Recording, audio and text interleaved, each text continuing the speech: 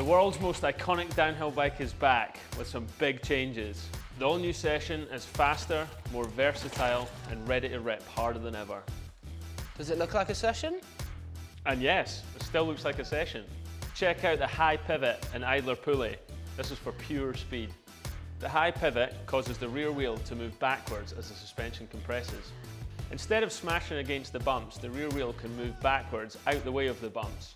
This helps you carry better momentum and have better traction as well.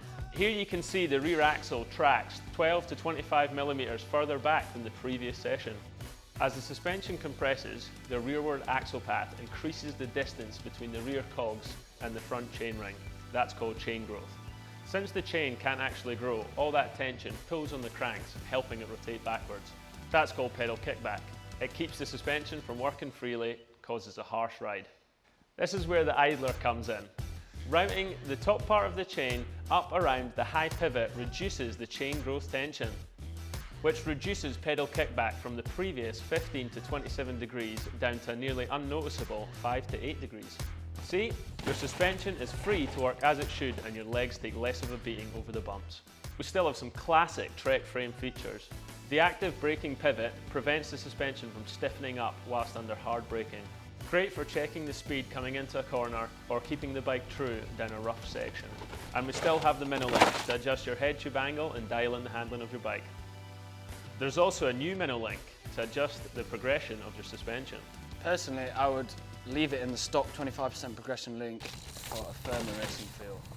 And then for riding bike park, I would flip it to the 20% progression just to give it a suppler feeling. The Session's fit is by reach, not by height, so you can pick the size that suits your style. You can go longer for a bike to be more stable at speed, or you can go shorter for a bike to be a little bit more playful. Size-specific chainstay lengths keep the handling of the bike perfectly balanced for each frame size. The Session comes with a faster rolling 29-inch wheels. But if you would like to be a little bit more nimble, you can flip the Minolink to the high setting, change the headset cups, and run 27.5 wheels. You can even do a mullet setup, 27.5 in the rear, 29er in the front, if that's what you're into. Personally, I'll probably be running the mullet setup for most of the races this year. Might try full 29er as well. What about you, Cade? Yeah, I was thinking to say maybe mullet, maybe with the fast tracks, 29. Alpha Platinum aluminum frames hit the sweet spot for weight, price, and strength. You can run internal cable routing to keep things nice and clean, or you can run external to make it a little bit easier when servicing.